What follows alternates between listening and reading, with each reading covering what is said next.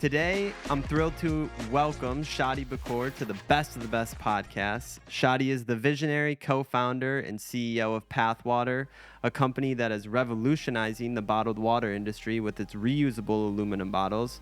Under his leadership, Pathwater has not only become one of the fastest growing beverage brands, but also a beacon of sustainability, leading the charge against single-use plastics. Shadi's entrepreneurial journey is a testament to innovation, resilience, and creatively finding a way to leave a positive impact on the world.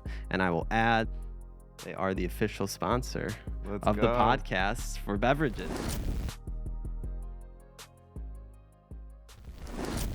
I bring that bottle everywhere, and it's really always. I'm telling you, it has never gotten old to me. Maybe it will, maybe it won't.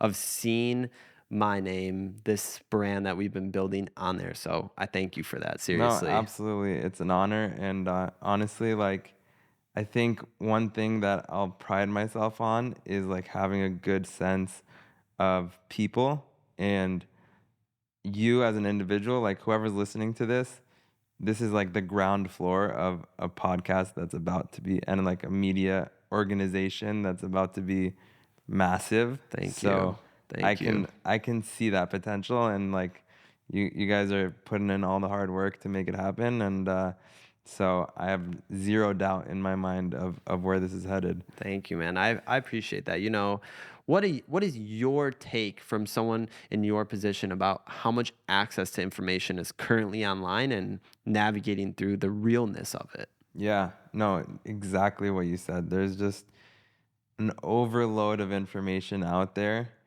and it's almost like, oh, now I have to do this, I have to do that, I have to do so many things. And it's actually like, if you kind of simplify it, there are only a few certain things. Like, if you want to build a lot of muscle and get a six pack, like there are only maybe like 3 to 5 things that you actually have to do.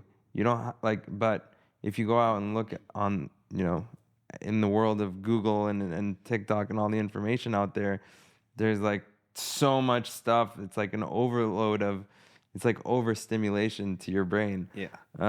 So I think it's really interesting having like one source of someone that you can trust, like you guys, that, you can just go to that source and find all the information that you need and be able to rely on it, I think is really powerful. Yeah. I think my age group, it's funny. I go so back and forth. It's like people are hardworking, then they're not hardworking, and then they are, and then they're not. But my dad came on the podcast, and something he talked about is this extremes, right? There's always extremes of Yeah. when you talk about, okay, we are going to talk about the extreme of wanting to get a six pack, right? Using your example. Well, you need to wake up every morning, you need to take a cold plunge, you need to journal, you need to meditate for an hour and a half, Right. eat 50 eggs, and then start your day. But there's a way to simplify, and I'm going to pivot for a second because simplification is something that's so key in business. Yes. Dan Gilbert from Rocket Mortgage, founder of Quicken Loans, they started something called isms. I'm not sure. Are you familiar with isms at all? Yes. Okay, so one of their isms talks about simplicity is genius. Yeah. And I think that is so powerful. There's something so powerful of having something be able to be conceptualized simply. Yes. Right? And being able for the other person to recognize that. What has been your approach of simplicity when dealing with Pathwater? It's absolutely critical. Like I always say, simplicity and execution is what it comes down to. So, for example, we have our senior leadership annual planning session coming up in a couple weeks. And as prep work for the team, for the leadership team, at first I went out to them and I said, give me your top 3 to 5 objectives for the next year, right? And then I went back and thought about it, and I'm like, you know what? Give me your top 3, not 3 to 5. Yeah. Like, the more you can cut it down, the more likely that it's actually going to happen. Mm-hmm. If you have 27 objectives, you might do 2 of them, Right. Right. If you have 3 objectives, you may not do all 3 of them, Mm-hmm. Mm-hmm. So, How do you stay focused? Someone like you, how do you stay focused? Yeah, it's always a battle, right? Because like another really great entrepreneur recently told me, like the way that he was so successful, he just says yes to everything, you know. And then there's the other side of the coin. There are a lot of people that say like no is the most powerful I was word you gonna could say, say, yeah, right? yeah. Um, so I think it's about like saying yes to the right things. I think it's about like prioritization and being able to take a little bit of a step back and kind of look at things overall and kind of picking and choosing and then going back into it and executing, which, you know, The most important thing, like yeah. I talked about keys, always be executing is probably the top one. And that goes into decision making and being able to quickly make a decision, which is something I struggled with for a long time. I Yeah. always focused on wanting to make the right decision, Yeah. but you need to make a quick decision Yeah. because, um, again, my business partner, Peter, like, indecision is worse than the wrong decision, Yes. 100%. But even bringing up the example you talked about of entrepreneurs saying, say no, that's the most powerful thing, say yes to everything. Something that I very, very recently have realized is that there is no cookie cutter, one size fits all solution Absolutely. for entrepreneurship, for building. Yes. Someone from your position has talked to so many successful people, has had so many conversations. What is the number one takeaway you've had from any entrepreneur or any successful person you've talked to? And if you're willing to share who that is, I would love that. Yeah. Huh. There See, it's constantly learning and taking little tidbits from like everyone, I would Mm-hmm. say. Um, just to kind of go back for a second before I answer your question Yeah. on the decision making piece, one of the things that I think gave me a lot of sense of freedom with making the wrong decision was like I heard this statistic. I don't know if it's true or not, but I believe it even till today. Is like I think it was like 75% of managers will actually make the wrong decision. Or 75% of the decisions of managers is actually the wrong one. But just having the guts to actually make that decision is what puts them in that role. Mm-hmm. Mm-hmm. And so that was like, okay, so like most of the time I'm actually going to make the wrong decision, Yeah. you know? And that's important too because failure, Yeah, single-handedly, most important thing in life. yeah. Single-handedly, in my opinion. And I think we talked about this on the last one, like the idea of mistakes. Yeah. Like take Yeah. one, take two, take three, you know, on a movie set. Well, I'm on It's take like, 4 of this podcast. there you go. Take 4, take 5 of this podcast. Yeah. So now to the question: Yeah. if Yeah. if there's anything that just comes to mind, like Yeah. one conversation you've had that that makes me think of that. Yeah. For anyone in, you know, the startup world, I would say there are there's this guy that runs one of my mentors, advisors, investors runs a $4 billion, you know, business and built it from scratch. And he asked me, what are the 5 roles or 5 key responsibilities of a CEO? Hmm. So what he told me, I'm going to see if I can get all of these. I might only get 4 off the top of my head, but I have it in my notes. Number 1 is managing P&L, the profit and loss. So like essentially making sure that the business has cash in the business to be able to run. Number 2 is making sure that the right people are on the bus and the wrong people are off the bus. So making sure that your team is operating at the highest level. Yeah. Number 3 is managing key relationships. So for us with Path, like maybe with our manufacturers, our key manufacturers, or our big investors, or our big customers, etc. Mm-hmm. Let's see, key relationships. And then You're more than welcome to pull out your phone too. okay, let me Yeah, we're not on a game show. This is you can totally phone a friend here. okay. So right people on the bus, wrong people off the bus, managing cash and the P&L, key relationships, setting the vision, and number 5, which may be the most important one, is continued education and growth, because your business is only as big as its leader. If you think of like a bottleneck, the definition of a bottleneck, like the bottleneck is at the top of the bottle, right?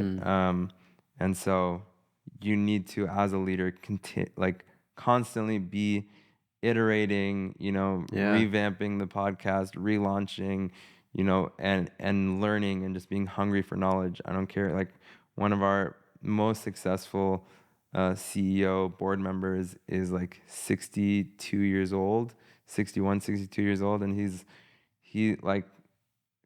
calling me to ask me for advice, and I think that takes a lot of humility for someone that's been so successful Yeah. to ask someone like me that's still building like a beverage brand. This guy's sold multiple brands, How for does that make you advice. feel though when he calls you?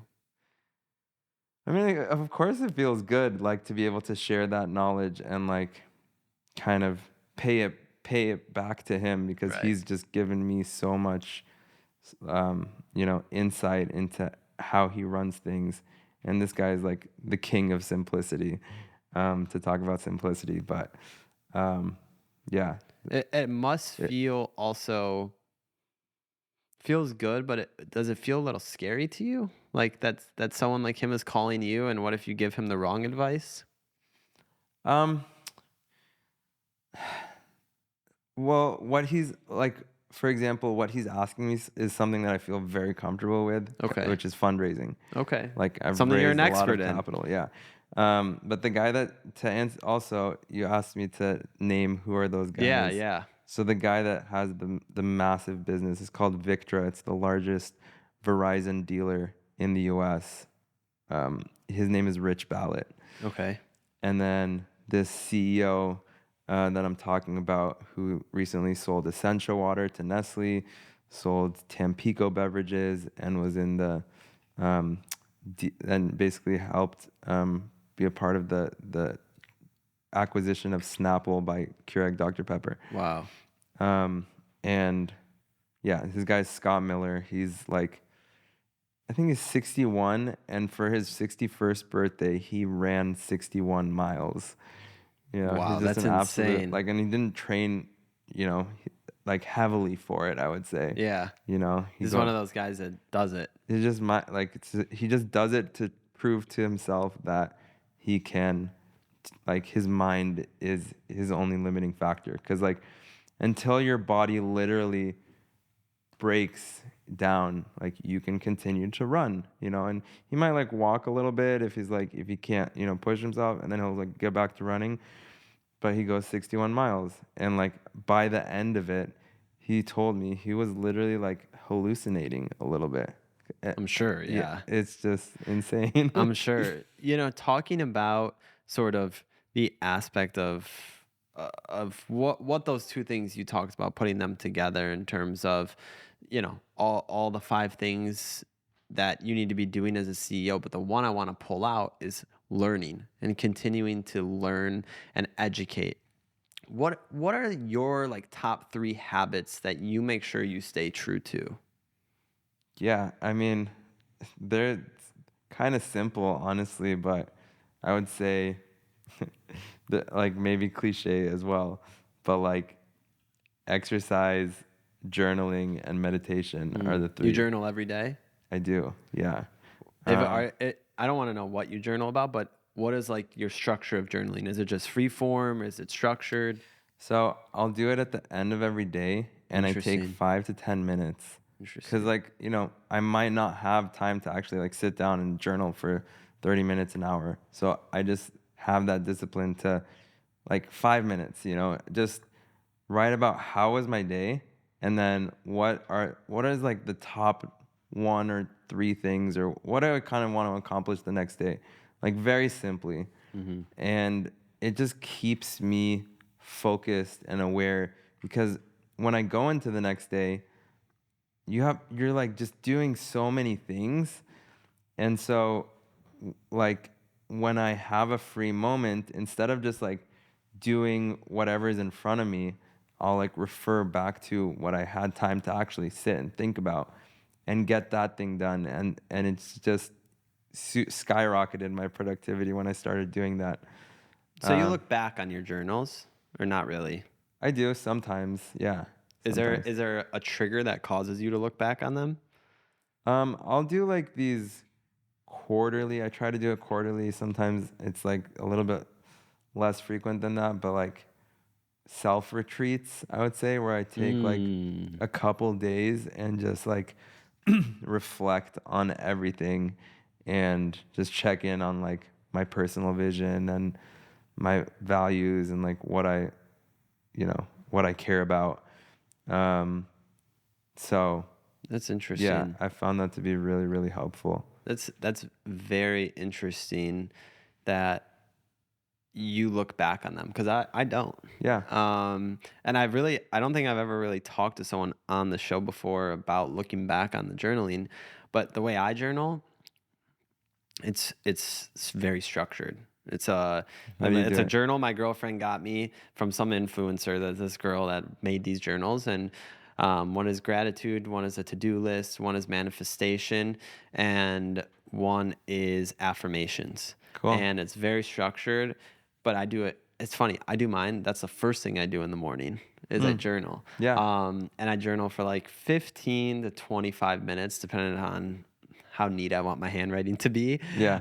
But I do the same thing, and I'll move the section, right? So if it's a manifestation, once it happens, I then move it over to the gratitude, right? Hmm. So that I'm always recognizing what had happened to cause it to move from one thing to another. Cool. But I think that there's power personally. Like, I think there's power in the repetitiveness of writing the same thing that I want to achieve every single day. Yeah. And here's a key point for everyone listening right Yeah. now. You can write down all you want, but if you don't execute on it or take action on it, Right. it's not just going to fall into your lap. Right. And I think that's like one of the biggest misconceptions with journaling. Yeah. Like, people think, oh, manifestation. All of those things, like, I'm a believer in them, Yeah. but to the extent where you have to still work for it. Yeah. Well, it's interesting because I think what you do in a journal is what I kind of do sometimes from a meditation standpoint. Okay. Or not sometimes. You Like meditate every day? I try to meditate every day. I don't not necessarily do it every single day, but most days I would say. And I break my meditation into 3 parts. That's like I've just taken bits and pieces from like different places all over. Um, and the first part is just transcendental. I just kind of like get my body and my mind into, focusing on the tip of my nose or my breath or like my diaphragm or whatever, that one singular thing, right? I do that for a third of whatever time I've allocated. Then the second third of whatever I've allocated, I focus on compassion and gratitude. And there's like, if you Google like compassion meditation, there's actually a Google talk about some like monks talking about that did an fMRI brain scan and the power of doing like focusing on compassion specifically. And then the third part of the Any aspect, I'm sorry to interrupt you, but Yeah. any aspect of compassion, or? Yeah, just Okay. just that like feeling of love and like compassion for others Okay. and for yourself and for, the world and the nature and everything. And then the third part is visualization, right? That's a big So one.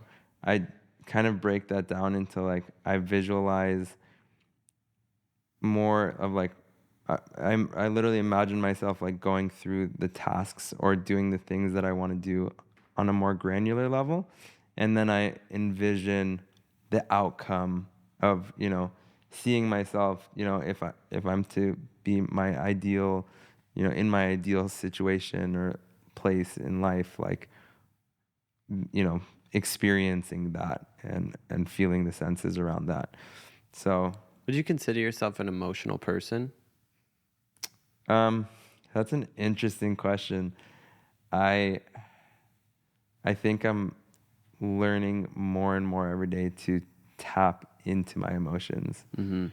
But I think, yeah, Something I was gonna wait to see if you had anything to say, but something I recognize, and I've recognized this in the past 45 seconds of you been talking. I was not emotionally intelligent, um, and didn't start on the journey to become emotionally intelligent until recently, over the Yeah. past year or so. And I think the reason for that is I was so goal oriented in business Yeah. that I never thought about how it impacts the way I do business Yeah. to become aware, right? I used to always make fun of my father for being sentimental and Yeah. emotional. And I catch myself being that same person. Yeah. I've I've been on a journey too, I would say, especially since I got married at the beginning of the year. Thank Congratulations. you. Thank you. I'm a lucky guy, but I would say like having someone else that is trying to actually like help you be the best version of yourself, like being 100%. that like perfect complement, is kind of like a mirror. Like you see, I've seen parts of myself that have had a lot of blind spots. So I thought, I was much more emotionally intelligent than I think I am today, because I've just learned so much in a Yeah. relatively short period of time about how I am, and like, what emotions I show and what emotions I suppress, and all of these things are Yeah. kind of, I'm on that journey right now. Yeah. I love that for you because I think it's really going to help you. And it's only helped me. How important is having the right partner in life for you? I mean, it's everything. I think like it's the most important decision that you make, because it's like your most intimate relationship, someone that you spend all of your time with. And, it like kind of speaks to actually like if you're to build a family and have kids, and like the happiness of that relationship or the health of that relationship kind of dictates everything else around it in 100%. life. Yeah. 100%. Like if you're fighting with your wife or girlfriend and then you go into a meeting, Yeah. you're pissed off. Yeah. It shows. You're going to fight with someone else in that Yeah. meeting just because you're fighting with them, at home or over text or over the phone. Yeah. But I couldn't agree with you more. And I want to emphasize this because a lot of our audience is on the younger side of things. I think that there's like this weird, I don't know if it's a sentiment. I don't know if it's like a societal change of not focusing on finding the right partner, Yeah. focusing on like, okay, living and going and exploring. And I think that's super important too. But I Yeah. think that everyone that I've met that's successful has a partner by their side that they love Yeah. and that they care for and adore. And the most important thing you said that I'm going to emphasize again is that they make you a better person. Yes. And if your partner is not making you a better person, then it's not the right partner for you. Yeah. Because they're bringing you down. Yeah. And they're not. And I think for some reason, my society has I don't know, weird thing about relationships. It's weird. It's Oh, almost for like a sure. game, Yeah. It's like it's a game more so than it's your life and it impacts everything around your life. Yeah.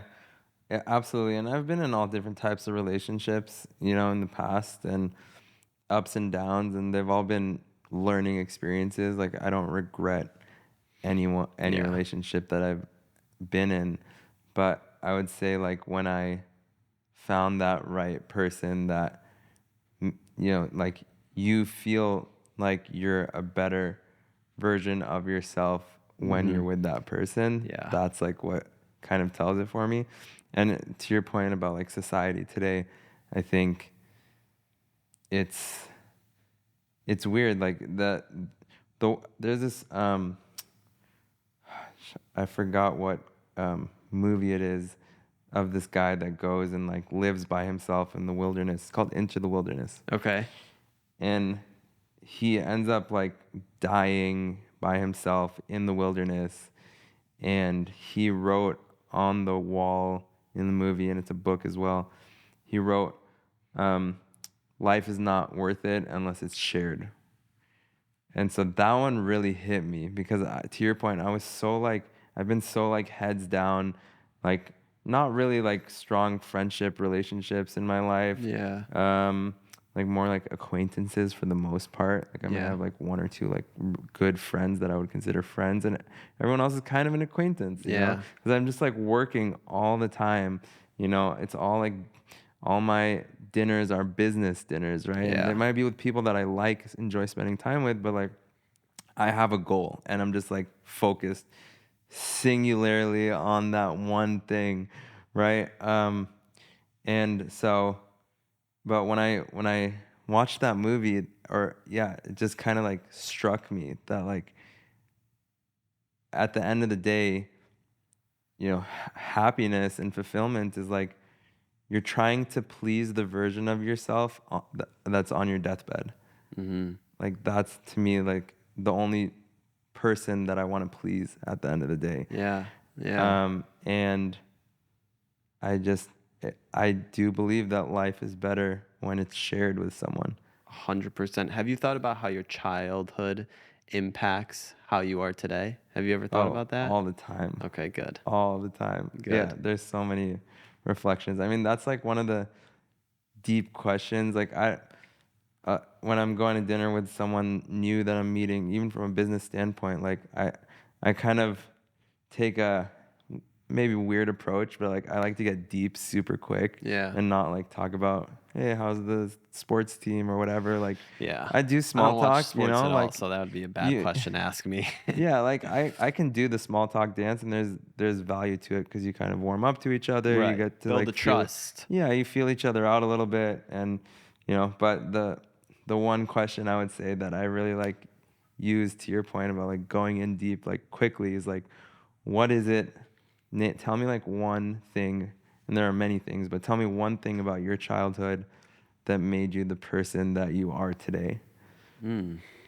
Let's do it. I want to do that. Yeah. I'm going to tell you. Tell me.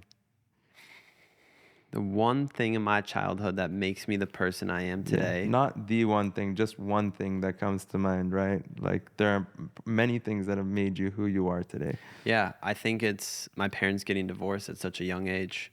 How do you And think? Yeah. I think seeing that and seeing different perspectives of life has single-handedly made me be able to sit in this seat and talk to you today, because I saw two different sides of the spectrum growing up. I saw many different things going on around me at different environments. I go to my mom's house, completely different environment than at my dad's house. Um, and I got to see the differences. And from seeing those differences, I never recognized it until I was like maybe 17, 18, 16, somewhere around there. Yeah. And I recognize like I am who I am because I see who I don't want to be, if that makes sense. Mm-hmm. I will say, again, if mom, you're listening, you are very hardworking, but it would be sometimes I'm eating pizza from the gas station for dinner, and then I'm going to my dad's house and I'm going to the country club to eat dinner. Mm-hmm. Mm-hmm. So being able to see those two perspectives of life Yeah. made me 100% into the person I am today, because I can still resonate with both. Yes. You know? It's like, thank you for sharing that. I mean, uh, it's a good reminder, like, and knowing that you could be so happy, you know, eating pizza, you know, versus eating at some fancy restaurant, Yeah. like, is actually kind of freeing in a way, because it's like, you know, we talk about like the journey of entrepreneurship. Yeah. Like you might fail multiple times along that journey. Yeah. And like there are James Altucher, there's a bunch of people that have been really successful and made millions and millions of dollars, then lost it all, then made millions, lost everything, like multiple times, you know, 5, 6, 7 times. And that was just always really freeing to me as an entrepreneur, is like knowing that I can go back to zero and be living in some, you know, shitty apartment or something and still the happiest guy in the world. And so What about for you? What's something from your yeah, childhood? yeah. I would say growing up in a, you know, my parents are immigrants from Syria and Jordan. They came to the U.S. with like, you know, nothing, and so it was kind of that like immigrant mindset that pushed them to push me as a child, and Right. do all the things. And so, but I always saw them struggling and like in that scarcity mindset of like not having financial stability. And so I kind of watched them, and I kind of took on that burden for myself for a long time of like I need to break that generational I would say gap in security, just like financial security. Um, that definitely drove me to like want to make a bunch of money at a really young age, and was trying to go into Wall Street. I was just trying to do the thing that would get me to that state as quickly as possible. Um, and like I've been able to help out my family a lot, and that's like the best feeling in the Yeah, world. that's what I was gonna say. Have you taken care of your family now, and is that Yeah, so cool to see? yeah, absolutely. Um, I'm sure they have but a lot of water. Shall they ever need it? yeah, they got a ton of water. Um, but yeah, it's also like goes to there's this generational like honestly like I don't know. I think no matter how much money like I have or they have, there's still that like scarcity mindset that's hard to break out of. That's funny because the question I was gonna ask you is, have you ever read the book The Secret? Yeah, Okay, so do you think that because of their scarcity mindset, it kept them in that environment? 1,000,000%. And even till today, like they're relatively comfortable and stable, and are definitely not going to be hungry at any point in their lives, Right. even without me in the equation. But like, still try to save, 30 cents at, whatever, the grocery store or something. Like, so, um, yeah, Going back to what you said about visualization, yeah, if you can visualize yourself in a situation, and I honestly think that's part of the reason that I've had goosebumps going on to this trip, coming into this episode, not being able to sleep last night, is I have visualized this yeah, sitting in a gorgeous home, having awesome partners, having a microphone covered with Brinks, drinking a path water, having you on here.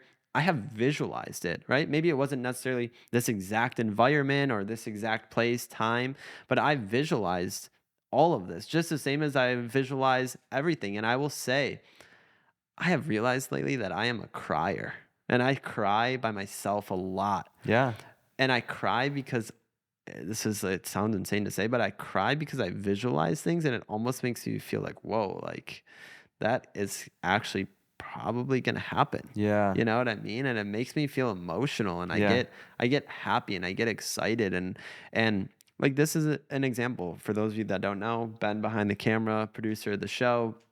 He we brought my girlfriend along for this trip and he sat next to someone on the plane yesterday, and this was the first time that I overheard Ben engage with an individual that I didn't make an introduction to, and got to hear him have the excitement in his voice to talk about this project. She happened to be, out of total coincidence, the CFO of publicly traded company, sat on the board of all the multiple other publicly traded companies, but to hear him have that excitement, it made me feel like, wow, that's really cool to hear him talk about that.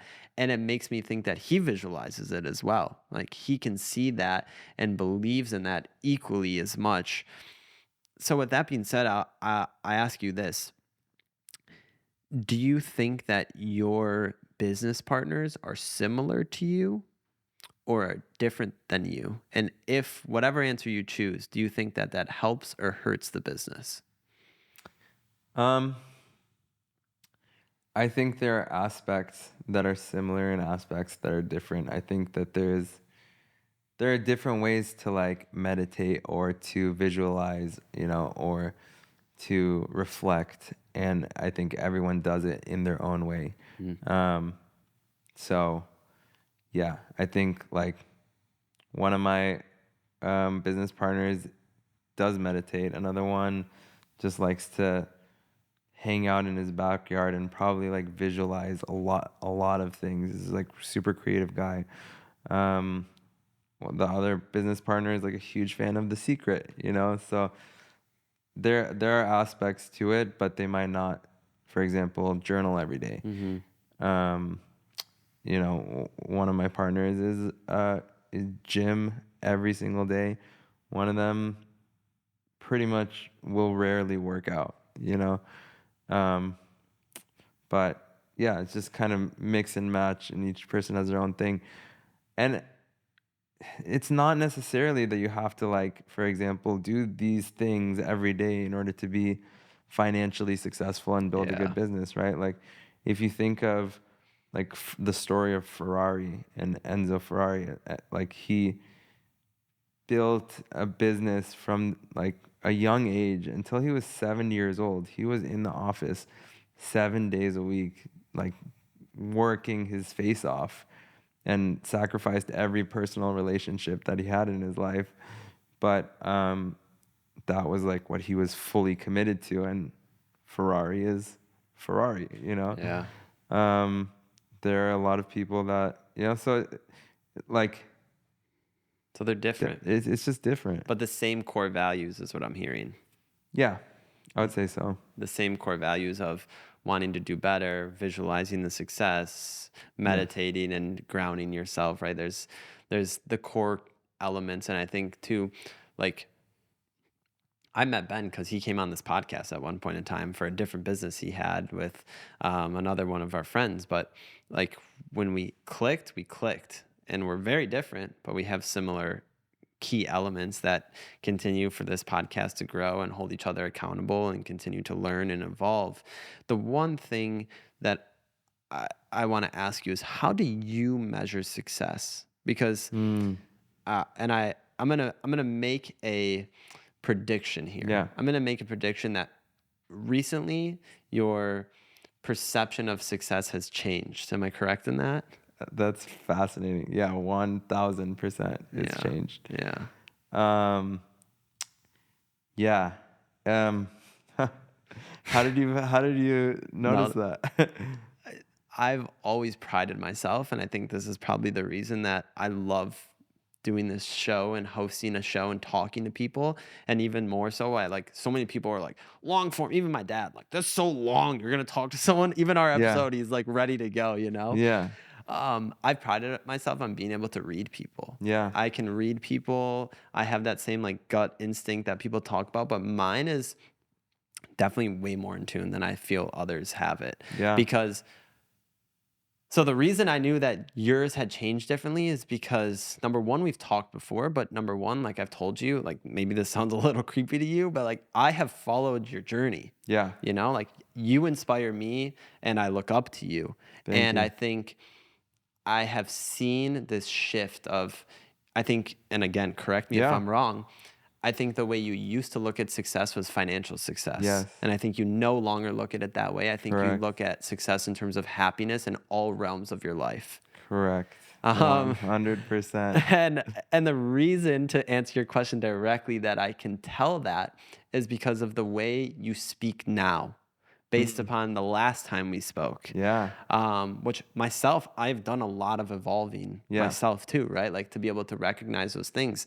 I went through life situations. I go back to like being able to see both sides of the equation. Yeah. And before, you were goal oriented to make money and to have that financial success. And now I can tell from the way you speak and the way you answer questions and talking to you before that your idea of success has changed. Yes. And that's one thing that I have always talked about on this show, even since 4 years ago, if you go back and listen. Yeah. I always said that people talk about success in terms of financial status or financial well-being 99.9% of the time. Right. However, I measure success mentally, physically, emotionally, the people around me, are they happy? Yeah. Their financial aspect, 100%. Because going Sure. back to it, the financial aspect allows for you to focus on everything else. And I'll give you Yes. the example that works out perfectly. I went to Comedy Mothership last night. Yeah. Unreal feeling for me to like be this huge Joe Rogan fan and like finally go there. Yeah. But I sat and it was Ben, it was my girlfriend. And I'm like, guys, think about this. Joe Rogan, UFC commentator, biggest podcast in the world. And now he has the number one comedy store, probably in the world, I would Yeah. say too. If he did just one of those things, we would be like, oh my God, Yeah. so successful, right? But he's able to do three of those things. And I bet you here's why. And I said this last night. I bet you because he delegates.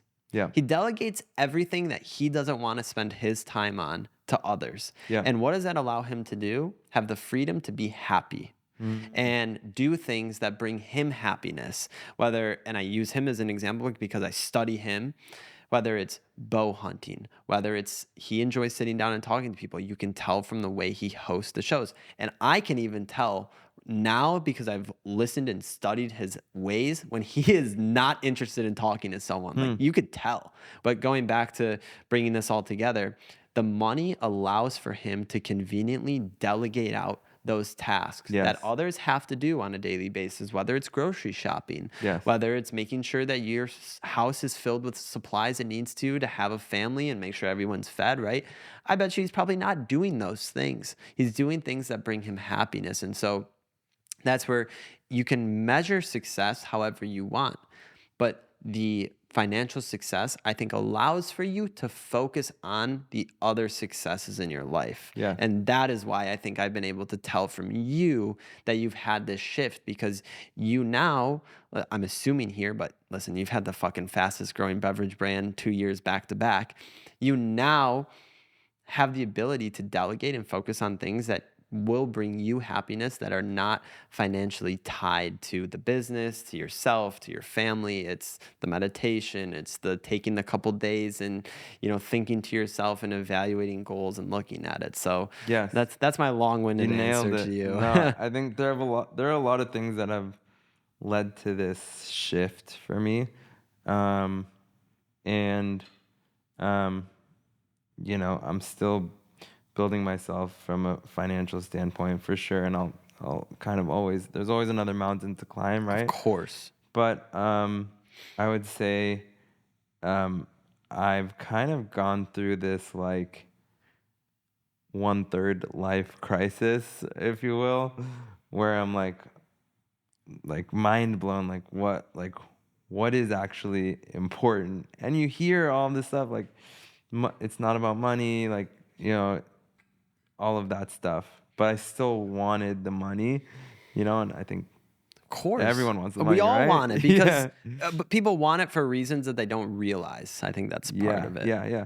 And one thing that I heard was like that money is not, like you said, money is not gonna make you happy. Money will like amplify. If you're a happy person, then money will allow you to do more things that make you even happier. So Yeah. it'll amplify that. It's a multiplier. And if you're depressed, I know a lot of people that one of my buddies like built a business to 180 million, sold it, had a majority of equity to himself. So he had a major cash out. And then he actually, like within 2 weeks of him selling it, got depressed.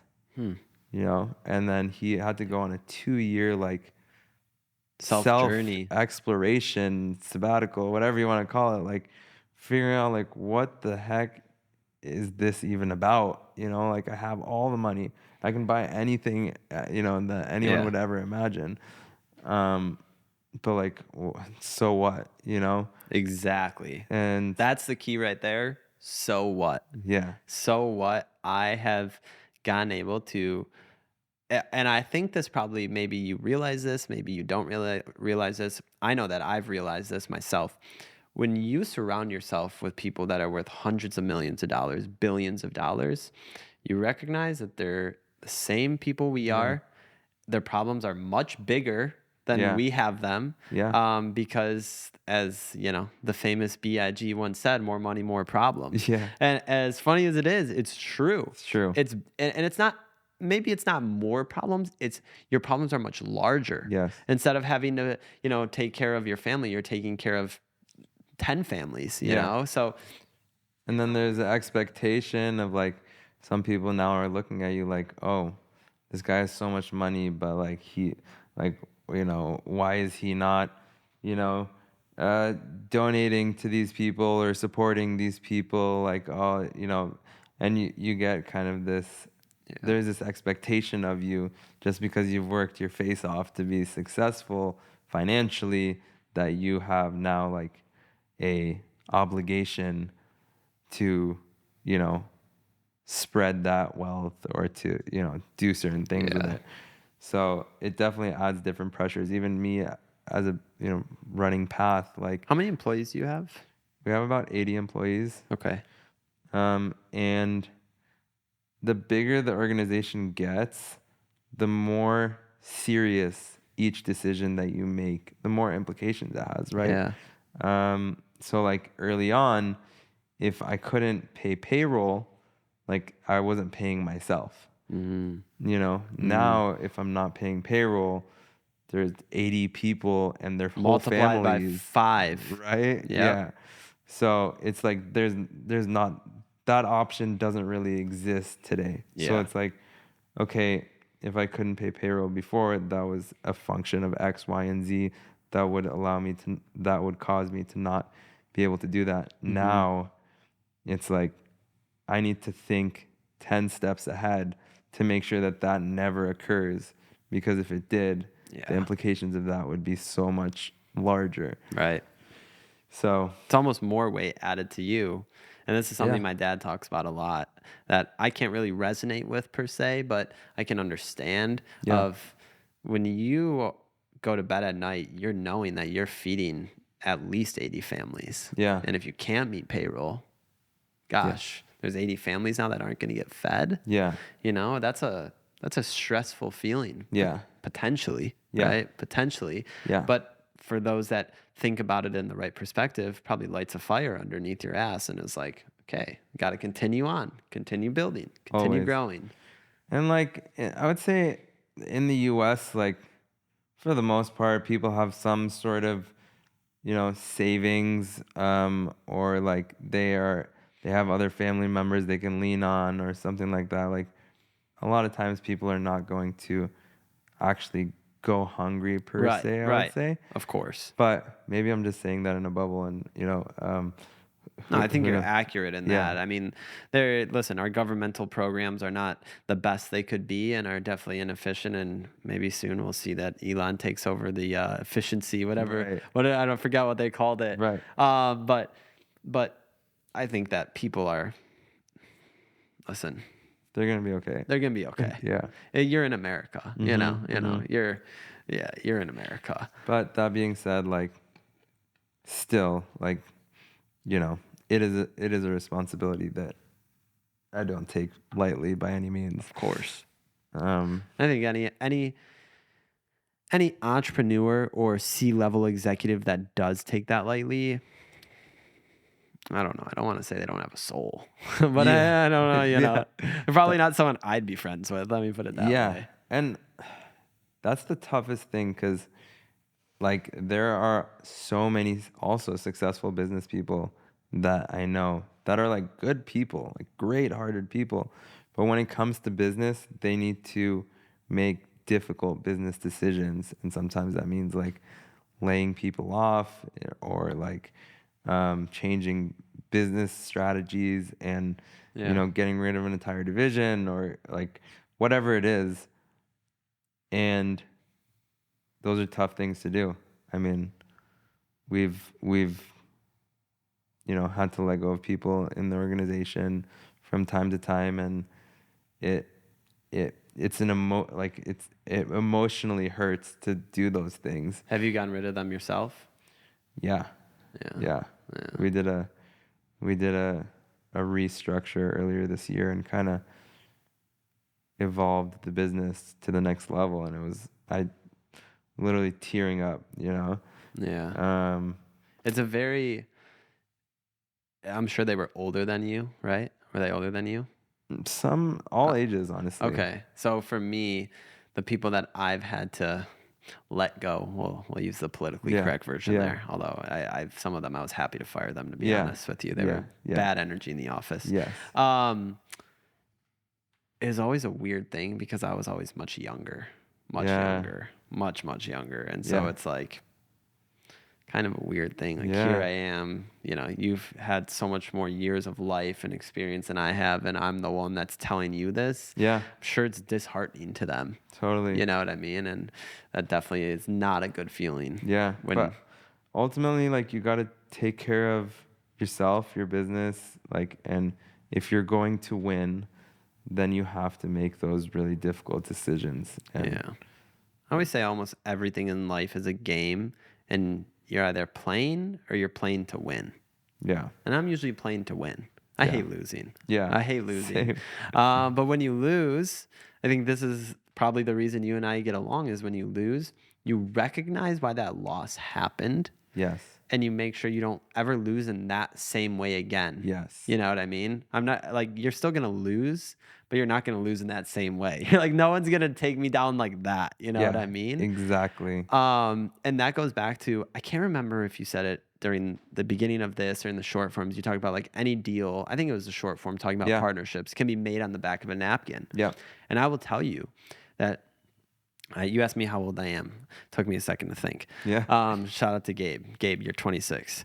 Um, at 25 years old, I took probably the biggest L that people take in their entire lifetime. Wow. And I lost millions of dollars in a deal. Now, being transparent, the equity that I lost, quote unquote, was my decision to step away from a business that was not doing things the right way, the kosher Wow. way.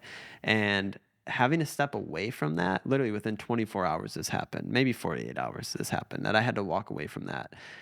Within the And past 48 hours, this happened? no, no, no. I'm Oh, saying that it all happened within oh, okay. 48 hours. Okay. Like something happened, then I had to make a decision within 24 hours, and then with 48 hours, Jeez. I was gone. But that makes me who I am today. What is like the biggest thing you focus on in terms of leadership for employees, or what is something that's like the hardest for you? I would say too. Um, well, there's a difference between management and leadership, right? And there's aspects to both of those which I'm continuing to evolve and grow in. But leadership is like the emotional, personal aspect of it, and management is kind of the tactics of like what are the, you know, list out your top 3 objectives and what are the sub, text to all of that. From a leadership standpoint, I would say it's really just about like kind of making other people excited to come to work every single day, Yeah. like coaching them to be the best version of themselves inside and outside of work, to actually show that you care about them.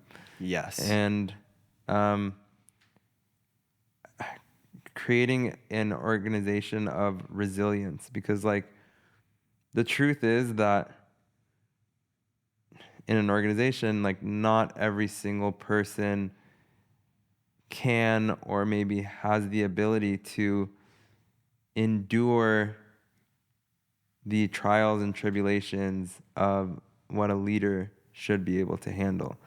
And we've had leaders in our organization that have left because they weren't able to handle that, the level of stress. And They left on their um, own. no, but they became toxic, and then they had to get. So that's yeah. I asked that question because a lot of people never realize when it's time to leave. Yeah, yeah, yeah. They never realize And that. it's a tough thing, honestly. But yeah, like having that resilience, I think that's why, you look at like XYZ CEO of X company and they're making, public company and they're making boatloads of money. Yeah. And everyone's like, oh, like, why is there such a wage gap? Why is this person making so much more? But the level of stress and responsibility and liability that that person is taking on by being in that role every single day is so much larger than any other single person in the organization. Yeah. Um, so, You talked about making people excited to get to work every day. yeah, And that is single-handedly the most important thing in business. yeah, Something else I learned from the isms yeah. and actually I can't recall if that's actually in the isms or that's a conversation that happened in a that I had. I can't remember exactly what it was, but it's definitely one of like the principles there is making people happy to come to work, creating a good environment for them. Because if people are happy, and this is something that I think a lot of business owners, especially small businesses, right? Like your small mom and pop backbone of American economy businesses don't realize that if your employees are number one, Mm-hmm. first, everyone, for the love of God, realize that the majority of your employees will never care about your business as much as you care. For sure. They just won't. They don't have that emotional attachment to it. And the ones that do care, you hold on to them forever. Yeah.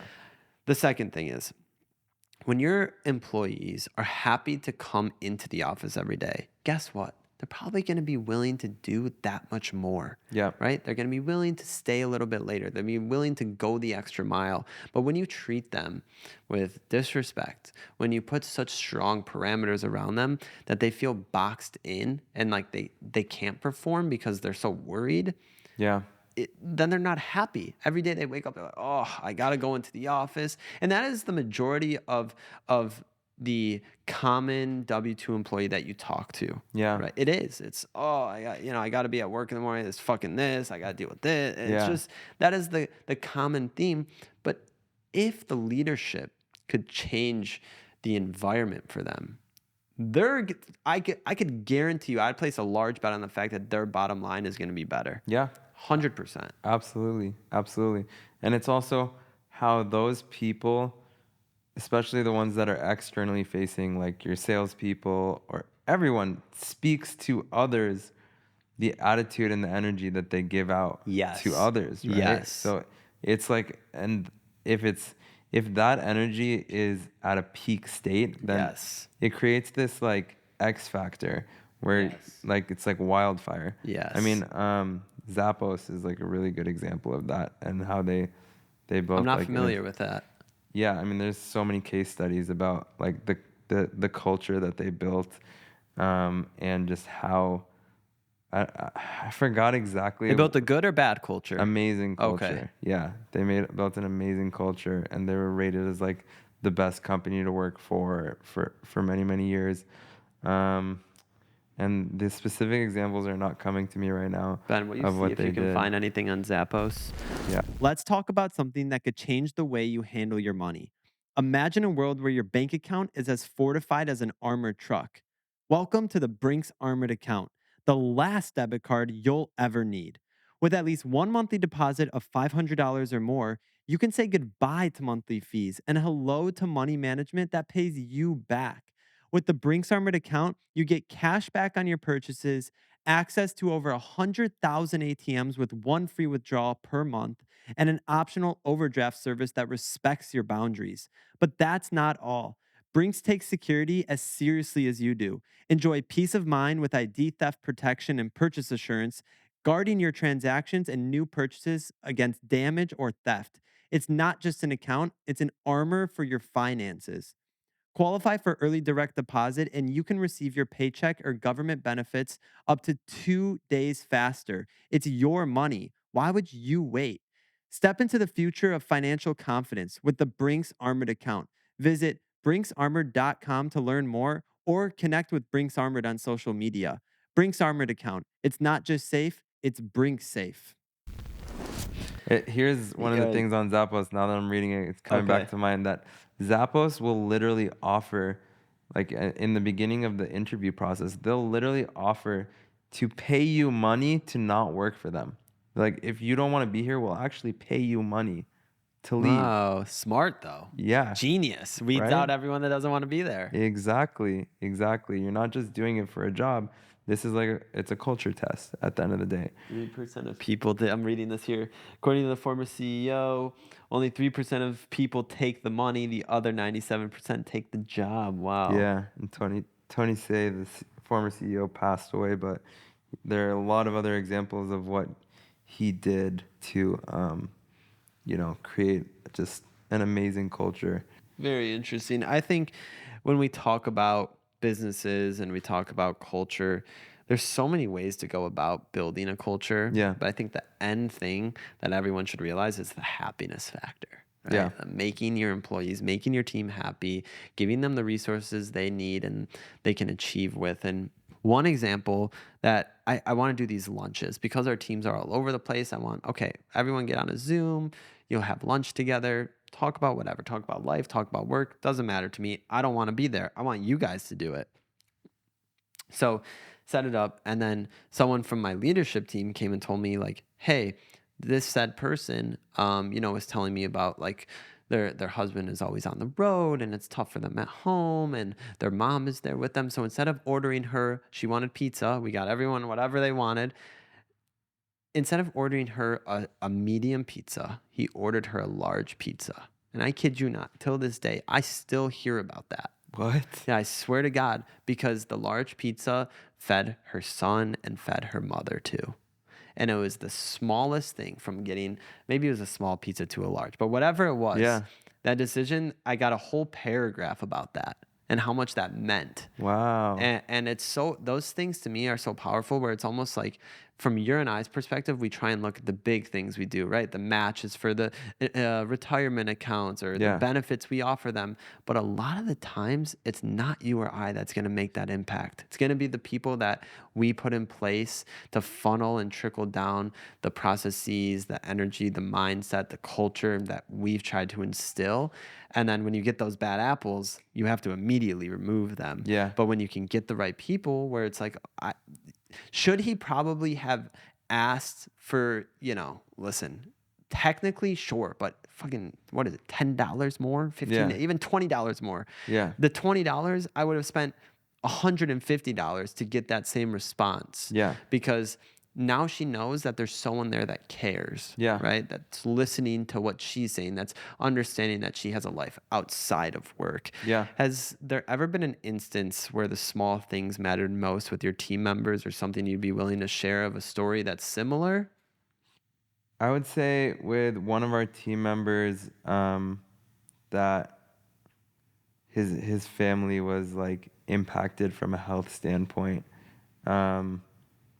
We actually like gave them, I would say, what's considered above and beyond level of support, even from a financial standpoint, from a like time off standpoint, and then even us actually like flying out to be with Wow. them. Wow. And that person is, I would say, one of the most loyal team members that we could have. It's kind of similar to what you said. Like, I 100% agree that small things matter, like to the point that I try to write like handwritten notes to my team. I try to meet with every single person on my team, and 80 people today, is somewhat manageable, but like if you spend, even 10 minutes with 80 people, Yeah. it's a quite a bit of time. And like just having that level of interaction, I would say, what it leads to is this like it's like kind of like a growth hack. Like if you have, for example, an employee or a customer that is so happy about being part of your organization, and they recognize, wow, this CEO is getting on a call with me, and in my last company, like the CEO would never ever get on a call with me. And that's something that I've heard from some of our team. Like, just that those small interactions, I think, will lead that person to speaking so highly about your business in every other Yes. conversation. Yes. And that, like, it creates a ripple effect, Mm-hmm. Mm-hmm. right? If you can tap into that emotional state Yeah. of your stakeholders. And I think if there's one thing I want you all to take away from this conversation, it's that the people you put in place are making those small things that are impactful. So if you have Yeah. the wrong people in the wrong place, you're going to have a huge domino effect of just negative, negative, negative, negative. But Yes. the second you flip that to something positive, it does wonders. Oh yeah. Does wonders.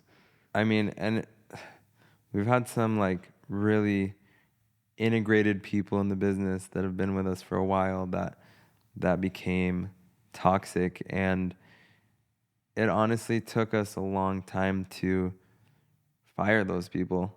Um, Change is hard. it's hard, Change is the and it's worst. scary, It like is scary. they're so integrated. They have all these relationships. They've been, part of the growth, and they've done a lot of great things, but ultimately a team will not operate like, it'll be dysfunctional if there's one chain in the link that's not right, especially, at a higher level within the organization, but really across the entire organization. So we have become more and more maniacal about making sure that there's no one within the team that is kind of dragging us down. Mm-hmm.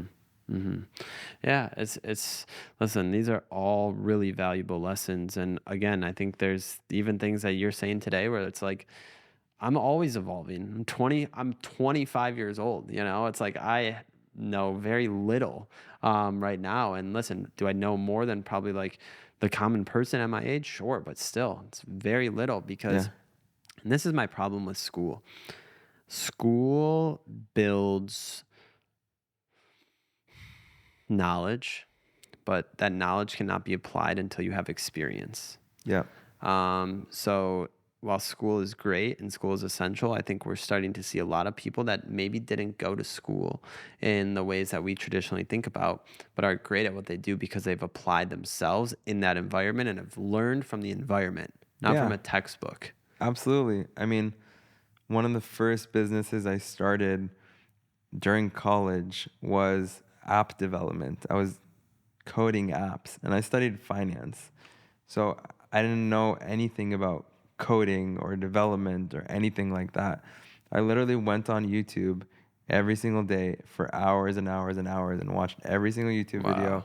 and would just sit there like trying different things out, coding, So like even Elon Musk with like he went and got a couple of books on space and physics and whatnot, Mm-hmm. and that's how he learned how, really kind of gave him the basis for him to build some of the organizations that is building today.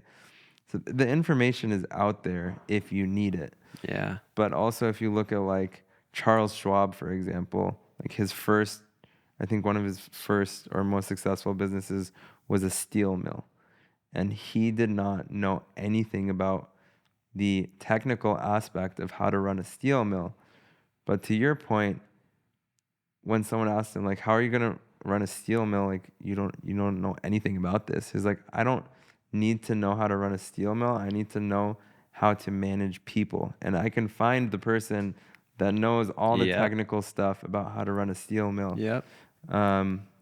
And so it's really interesting. Like I think one of the interesting things about you that probably makes you like maybe one of your superpowers is, like you said, you're doing tax, you're doing media, you're doing all different types of businesses at the same time, and it kind of gives you this like generalist level of experience, which I also I consider myself as a generalist, and there are people that are specialists, right? Like you Yeah. learn math, Yeah. really, really, really Yeah. well, and you become a super expert at math, and that's Yeah. like what you know, and like those people can be very successful.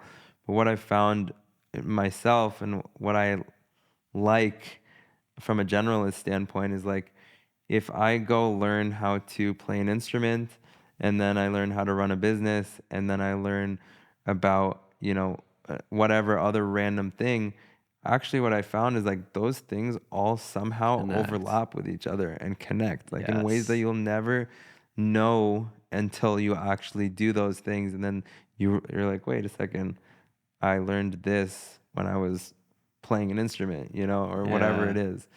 Um, I've never heard of it put in that, I've never heard that perspective of a generalist versus a specialist. More and more people are starting to become concerned about their plastic waste. That's why having a fun, refillable water bottle has become such a popular trend. So, let me introduce you to our official beverage sponsor of the Best podcast, Path, a sleek and completely recyclable aluminum water bottle that is also BPA free and refillable. Refilling your Path bottle not only reduces plastic waste, but also contributes to becoming carbon positive after only 4+ refills. Since 2015, Path has been on a mission to end single use plastic. It's not about drastic changes, it's about simple lifestyle switches. By educating people and encouraging them to hashtag refill it, Path shows that every refill counts in the fight against plastic waste. It's a small step that can make a huge difference. You can find Path in over 55,000 retail stores worldwide, including stores like Whole Foods, Target, CVS, Sprouts, and many more. Path is also present in airports, gyms, schools, and has extended its reach to travel, fitness, national parks, hospitality, and healthcare sectors. To learn more, visit drinkpath.com or follow them on Instagram at Pathwater. Now, let's jump back into the episode. It goes back to like what we talked about trying to get Path in the yachting world, right? yeah. Like that's one way for me to take our relationship, the sponsorship of the podcast, connect you with my business partners that are at Nautical Network and say, hey guys, every yacht should have branded bottles. Yes. You have the money for it, right? So that's like what I love doing, honestly. No, and it's extremely valuable. Like, there's no one that's gonna go and take this younger firm and what they're doing and apply it to an existing firm that's been around for 30 years and has like a lot of resources at their capacity, but like may not be forward thinking. And if you think about it, like Kodak, for example, like Mm-hmm. Kodak, I think that the story goes like they were the first ones to actually have a digital camera, but they chose not to actually go into the digital camera world because they thought prints are going to last forever. Wow. And so they failed to recognize that and innovate, and because of that they got left behind, and then they went Mm-hmm. flat. Um, and so like it's one of the, I would say, values of any entrepreneur starting a startup today. To your point, it's like way easier to do a startup than potentially change an existing big company, Yeah. right? That's been around for so long and is stuck in their ways. Is like the value of a startup is like, if we look at like even for ourselves in Pathwater, like we're running on all of this tech back end Yeah. that we've built and we're continuing to build. You compare us to like Monster Energy, which is billions and billions of dollars. They're running on Excel spreadsheets, you That's know? insane. So it's wild, but it's so big that it's so hard to like implement, The AI transfer of and data this and that, right? is in It, itself like I'm changing our software right now, our workflow software. it's That's like a Herculean attempt. She's like, I swear I hired a consultant for it. And she's like, okay, we're gonna need you to download in a CSV file all the names of your clients. And I go, No. names of all of our clients. I think we're 35,000 clients. Like, you want me to download the names and put them into an Excel spreadsheet? I'm like, no. I'm like, I Yeah. just told her, I'm like, no, I'm not. Yeah. We're not doing it that way. We need to figure out a better way because what's going to happen? Then the data is going to get fucked up going into the new Yeah. software. And now Yeah. I've created a bigger problem for myself where I need to go back, correct the data. It's just It's craziness. hard. It's, It's it hard. is, it is, it is challenging, but I'm going to switch the topic for a second. I want Yeah. to talk about Path. Talking about Path Water, like, where's the water coming from? What's inside the water? And Ben, while he answers that question, I'm gonna send you an Instagram of this guy. If you can scroll through and find the video where he's talking about path water, I think it would be helpful to pull up so that we can watch it. And I would love Shadi to respond Yeah. to respond to this guy. Sure. Sounds like a plan.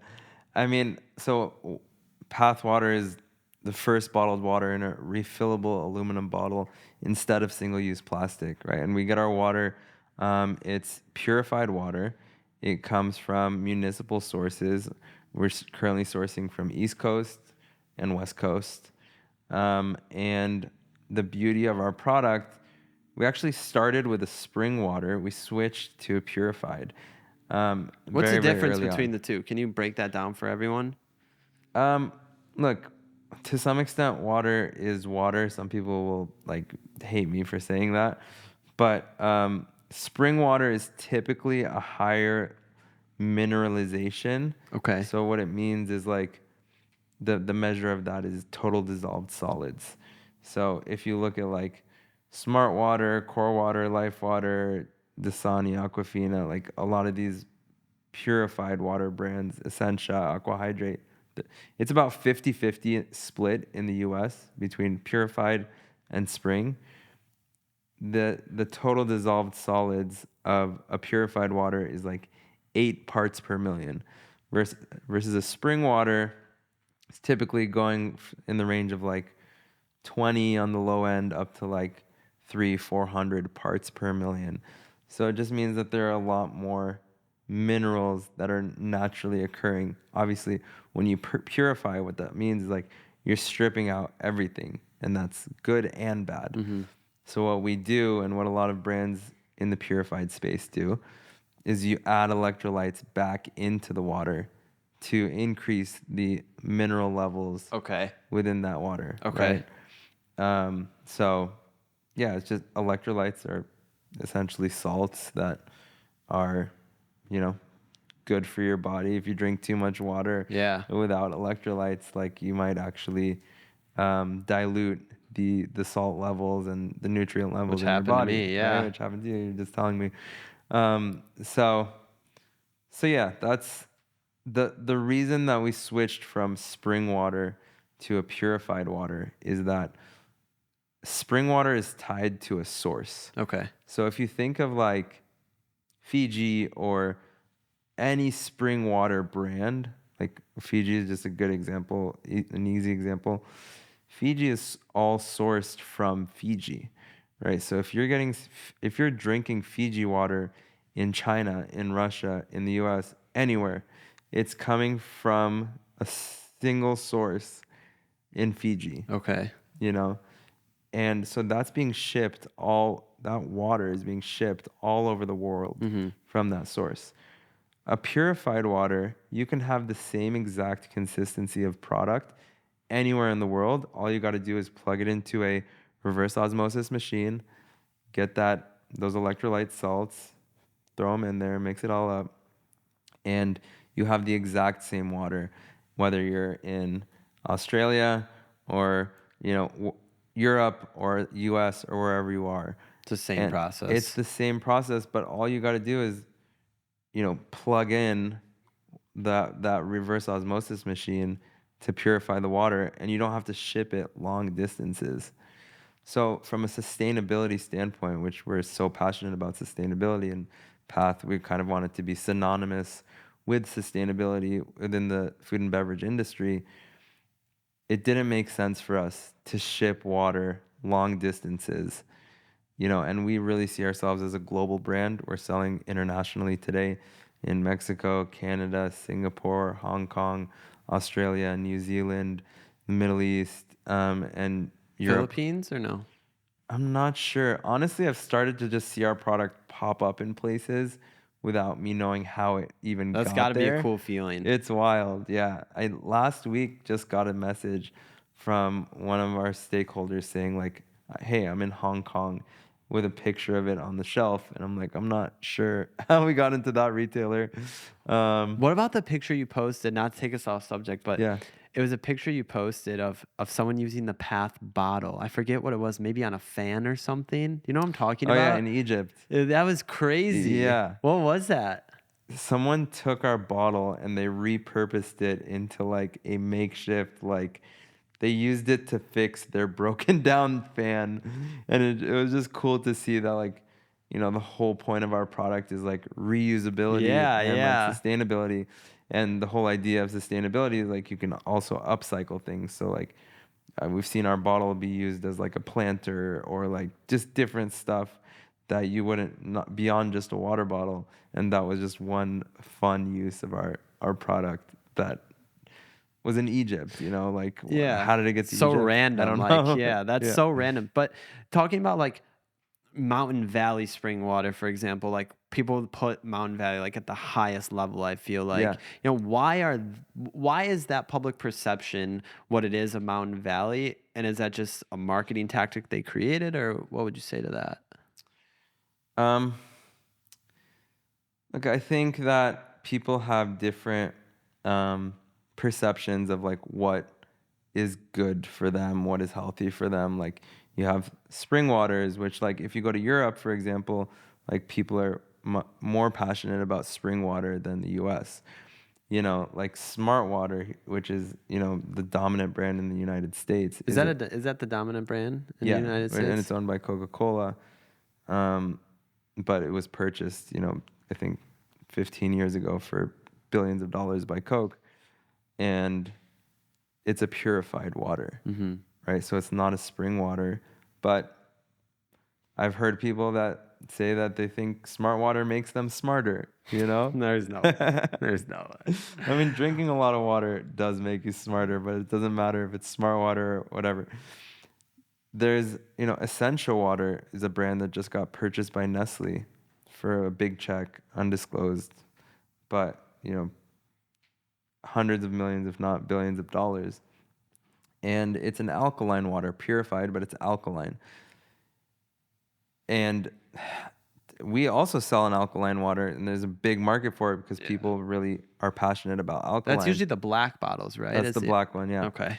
But like, I can't say that there is hard science saying that alkaline water is better for you. Because they say when you drink the alkaline water, your body automatically just brings it back to whatever level your body's at. Right, exactly. Now there's this huge fad about hydrogen water. Yeah. And like my wife went and bought one of those things that like hydrogenizes your water. Yeah. But it only stays hydrogenated for like 15 minutes or something like that. So you have to chug it. But people swear by it, you know? So I think Gary Brecka started that trend, if I'm not right. I Maybe? think so, yeah. I mean, I don't know. I've heard it from a few different people, but like, so it's hard to say, if Mountain Valley has done a great job of marketing themselves as a very premium quality of water. They come in those green glass bottles. Now they're doing aluminum bottles too, but their primary is in those green glass bottles, and so that like gives you an elevated perception, right? Versus like a plastic bottle. I think a aluminum bottle is much cooler. Yeah, there are a lot of benefits to it. Yeah, much cooler. But what is the end game with Path? Maybe you're not going to say because you don't want to, but like, what is the end vision? What is your goal? No, I mean, I think number one, we just want to build a great business that's here for the next 100 years, even if we're not the ones that are running it. Mm-hmm. I think that if you do succeed at building a good business, which I don't think that we're like, everybody sees Path in the market and, all these amazing things are being said about us, but I feel like we're just at the beginning. 100%. Yeah, we're barely scratching the surface of like what we have the potential to be and to do. So there might be opportunities to be acquired or go public or just to continue to go privately. We're kind of keeping our eyes and ears open for all different opportunities and partnerships, strategic partnerships, things like that. Having all the conversations, but we're just having so much fun with it right now that like we don't necessarily want to, leave it. Like we feel like everything that we've been building up to this point similar to what I said about like my childhood, like if someone just like gave me the potential to show what I've the opportunity to show my potential that I was gonna Yeah. I that I was gonna go out and capitalize on it and really show you what I can do. It's the same thing with Path. It's like everything that we've built up to this point is just us getting to the stage where we can truly show what our potential is. Now we have the opportunity. We have the resources, we have the investors, we've built the brand, we have the major anchor customers. Now it's like, how can we just like accelerate? And Yeah. especially in consumer packaged goods, food and beverage industry, you hit a certain point where you hit like what a critical mass, or what some of our board members call like escape velocity, Hmm. where you have an awareness in the market, people know about your brand and your product, and if you do it right, you start to like really go parabolic, like you start to grow at an exponential rate compared to even how fast we were growing in the past. Yeah. So I think I'm starting to feel that type of traction really pick up.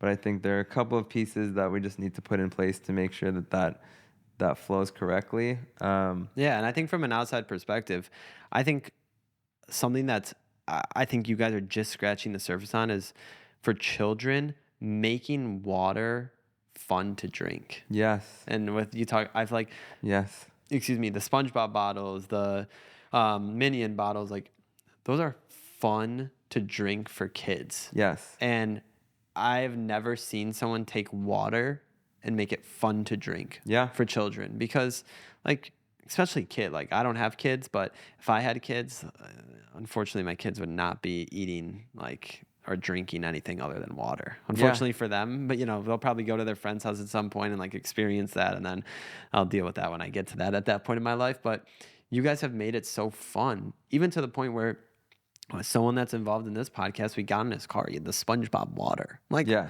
why did you pick that water? And he's like, oh, I thought it was a cool bottle, exactly, and that's someone that's in their 20s making that decision, yeah, right? Someone that's so young. I think like knowing about branding and shelving and shelf space at the store, like there are products that are put at eye level for children for a reason, right? yes, Like they want the children to see that and go grab it. And it's almost like with your bottles, it's so bright and like you see it right away. You're like, oh my God, is that water? And it's gonna make the kid want to go and drink it, which yes, then parents are gonna like. And guess what? They can reuse that bottle to keep drinking the water. yes. So I think that's so cool. Ben, were you able to find that or no? If you find it, watch it and we can pull it up. But what I found is like I had like the King and water machine, right? Yeah. Like I spent $5,000 on that, Yeah. like I had Mountain Valley. You have them all, and it's like then you look at the testing of what this guy's saying. It's like they're all have traces of something. I think it's like inescapable. What's your feeling on that? Yeah, I think, look, I mean, when we were just starting out Path, I was drinking a lot of Red Bull just to Okay. keep me going. And like one time I drank a can of Red Bull and it just didn't taste as good. And I told my co-founder, I'm like, this is just a bad batch of Red Bull. And he laughed at me. He's like, that doesn't make sense. Like, this is Red Bull. Like, it's like, Yeah. there's no such thing as a bad batch of Red Bull. It's Red Bull. Like, everything is exactly the same, Yeah. and you have this perception that like, but it's not really the case. Like each production run that you run is in some ways unique. So like for a random person to like somewhat random person to like take a bottle that they purchased from the store and then take their testing kit, which frankly is not super accurate compared Right. to like if they're doing it in a lab or something, right?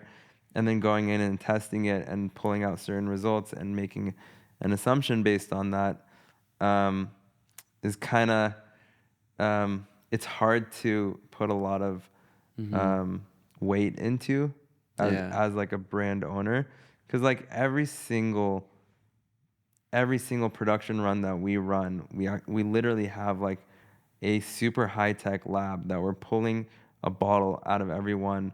running certain tests on it for all different types of quality tests and making sure that it's like the highest quality. And if it's not, we pull everything out, which hasn't happened to us, knock on wood. Yeah, knock on wood. I'm superstitious too. Don't you Right. worry. But yeah, I mean, maintaining like a really high quality product is super important to us. Yeah. All right, but I don't think this is it. This looks like it's too old, but let's see what this one is. Let's see what this is. Hello everybody, here's Martin, your personal water sommelier. I will upload 2 videos. This is part 1 of Path Water. I went to a booth and I checked out and asked some questions about their water. Very important to me, guys.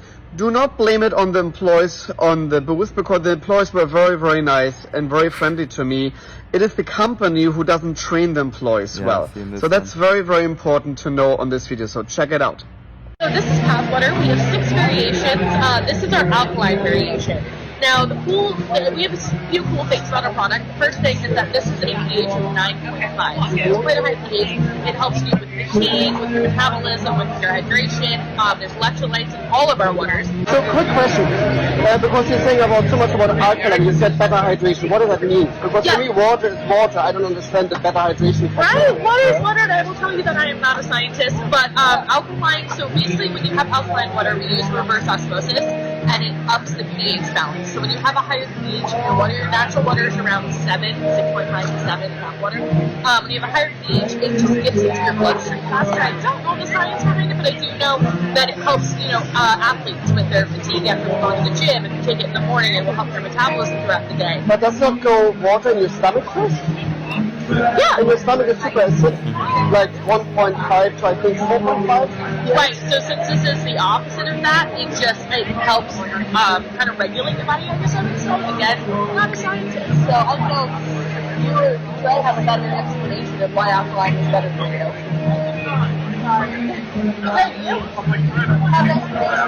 We don't know right now. I explained it, but about the alkaline benefits. I explained what the benefits were, but not why.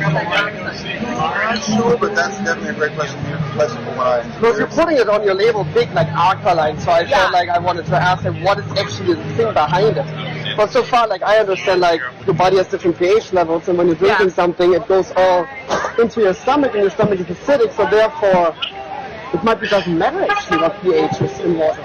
It does just because it gets into your bloodstream. Okay, you can pause it. See, this is my problem, and I'll let you respond in your own way for this video, but this is my problem with this guy. And I followed this guy for a long time because I've really only drank water for the majority of my life. This guy is always looking for a problem. Yeah. You know, he's always looking, and I'm sure if he like somehow stumbles on this or we clip this, he will respond to it. Yeah. But he is always looking for a problem, and listen, if you're somewhat intelligent in a business sense, you're going to know that these people are there handing out water. Yeah. Right? Exactly. Who knows what their background is? Who knows what their role is? Who knows if they're even a third-party company that has been hired to pass out the water at a trade show? That happens all the time. Like so many companies will go to a recruiting or staffing company for a trade show and put someone there. And this guy, that was not the video I was talking about. I've never even seen that one. Yeah. But it's okay. That is just, he's always looking for a problem. Now, listen, we talked about right before what he was saying, and it's like this unknown of like unknowns. Is it helpful? Is it not? There's data that shows both. Right. There is data that shows both. Right. But this guy's always looking for a problem, and I don't know. Yeah. It's just. I mean, that one's an easy one to respond to, honestly. Like, because there is technically no hard scientific evidence behind alkaline water, but there's a massive group of people that believe alkaline water is better for you, right? And she did a pretty good job at She did do a good job, honestly. yeah. She did do a good job. She's not on our team. She's a brand ambassador that we hired for that trade show. Like you know, and that's what I'm saying. Like, he's taking the time, and listen, this is like a deeper problem with social media. He's looking for that reaction. Yeah. You know, but in my opinion, if he really cared, He would take the time. Okay, what is your role here? Right? Yeah. Like, am I talking to the right person about this question or am I not? She said 6 times, like, I'm not a scientist, you know? But But he's looking for that clip, right? He's like looking for that reaction. And to be honest with you, Shadi, I hate to even give someone like that the attention, but I yeah. think it deserves a response. Yeah. You know what I mean? I think it deserves a response because sometimes when people look for attention like that and you give it to them, they feed off of it. But other times when you can give a simple response, like you said, this is simple to answer. Here's what it is. You said it in about 10 seconds, maybe Yeah. less than that. And now, okay, what is he going to say? He's Yeah. going to try and say everything else other than what you're saying is, Yeah. listen, there's evidence, there's data. One could say one thing, one could say the other thing, but there's no strong evidence. There's Yeah. no strong data. Yeah. But you're giving, and this goes back to like America, you're giving the consumer the ability to choose what they want. Yeah. And this guy is like sitting here trying to make a point about alkaline water and what does it do? Okay, well, guess what? If someone's questioning it, guess what? Don't buy that one. Yeah. It's simple. You know what I mean? Exactly. Like, it's simple. It's not complicated. Just Right. don't buy it. And not all of our water that we sell is alkaline. That's what We I was gonna also sell say. still water, right? That's not high pH. Yeah. And you know, we do both. Like, Yeah. and if you want this, great. If you want that, great. You know. Yeah. More power to you. And we're just trying to provide sustainable solutions. So if you think about like what options are on the shelf, whether you want a regular purified water or an alkaline water or a sparkling water or whatever it is, like most of the options today, and today things are continually changing where there are more aluminum brands out there, but most of the options even still today are plastic. Like most of the volume of bottled water globally is plastic. It's a $220 billion global industry, and 95% plus of that is plastic. Yeah. And we So- talked on our show last time about microplastics. And Yes. there is a famous doctor that I always go back to, and Dr. Shauna Swan. If you're listening to this, we would love to have you on the show. We've reached out to you before in our previous format. Maybe we'll reach out again in the new format and you'll like it better. But she talks about how microplastic is lowering testosterone in males. And we're seeing something revolutionary. No, I shouldn't say revolutionary. We're seeing something historic, and it's negative. It's not a revolution. It's because I feel like people have a positive connotation with that word. This is something very negative where we are seeing such low levels of testosterone in young males. It's sad. Yeah. It's really sad. And I think that that's a deeper rooted issue. But when you talk about microplastics and you talk about like just an easy way to reduce the plastics that you take into your body, simple solution, you know, Right. like it's just a simple, easy solution Yeah. that's accessible. I think that's the other thing. Yes. Like you hear Gary Brecka, you hear Dr. Paul, I always forget his last name, something with a C. You know, that guy, he's always talking about Yeah. the ingredients in food. There's Joey Wellness, the sugar guy. Like there's all these people that are so focused on health, but it's expensive, number one, and it's not always accessible to everyone, right? Right. It's not in all the communities can you get raw honey or raw butter or unpasteurized milk. Like you can't always access that, but that's what I love you guys have done. You've made it easy to access and easy to take action on something that there's no excuse anymore almost. Does that make sense? Like there's Yeah. no reason for someone to say like, oh, I can't get it or I can't afford it. Exactly. It's That's the whole affordable. point of what we're trying to do. Yeah, it's affordable. It's easy to access and it's viable and it's there and someone can understand what it is. And I'll go back to the sexiness appeal. Like it's a cool looking bottle of water. And, you know, I'll throw this in there. Maybe, you know, this could also be a weapon. You're walking around at night. I think about that. I'm also a paranoid person, but like Yeah. when I walk back from the gym at night and I have like a full bottle of Path water, like Safety. it would hurt. Honestly, it would hurt. Like if Yeah. I like grabbed it and I don't know why I Yeah. thought of that before. Yeah. But it would hurt. So listen, we got multi-use There you of the go. Path bottle. We got multi-use of it. I love But I just think that what you guys are doing is so cool. And I want to give you the opportunity right now to promote. If someone's listening to this, has a business, has a foundation, has a school, they can go online and create their own bottles. Is that the Yes. process, right? Yep. You just go to drinkpathwater.com. Ben, you can go you pull click that on up and show 'em? custom, and you can literally, we have a 3D design studio where you can drop whatever images you want and order customized bottles. It's something that's never been done before in the beverage industry, and we're kind of pioneering that change as well. Yeah. Yeah, so for those of you watching, you Pathwater, drinkpathwater.com and click customize now, and then it will take you right there, which is, I always think your guys' branding is always on point. I'll say that Thank too. you. It's always on point. New evolution coming soon too. So Really? stay tuned. Oh, I'm excited. I'm excited. That's awesome. That's really cool. Click on check out the collaborations. Let's just look at them real Yeah, quick. so these are some of our like SpongeBob and Nickelodeon. If you click, yeah, exactly. We're doing Peanuts. Very cool. Like all different types of stuff, and this is just continuing to expand and evolve. But very cool. yeah. Like no one is doing that with bottled water. Like Yeah. no, it's so cool, and that's why I'm so happy and proud and humbled that you guys want to be attached to our podcast, because as you know too, like we're looking to leave a positive change. I think Yeah. I told you about Evan. He goes by Mr. E, friend of mine, friend of the show. He said something to us in a brainstorming meeting we had with him last week, and it was like, "Thank you, Ben. Very cool. Go to drinkpath.com." Yeah. He said, "Do something that you'd be proud of in 5 years." You know, and I Nice. think that for everyone out there, like you see, he said it in the perspective of one of his family members wanted to like do YouTube pranks, and he's like, "Listen, you look back on that in 5 years, are you gonna be proud of that?" And so the family member ended up going out and doing a docu series on homeless people. Wow. And he did that, and that obviously is something you can look back on, and you're telling life stories of people. Yeah. And you're engaging with the community, and now it's a medium where you look back and wow, that's really powerful. That's Yeah. really cool what I did. That is cool. You know, so I think it's so important. Is your goal, is the reason you started it to leave a positive impact? I know it was one of them, but was it the primary driver, you would say? I mean, look, it was to create a positive impact first and foremost for my family, and then from there it became community, and then from there it kind of expanded to the world at large.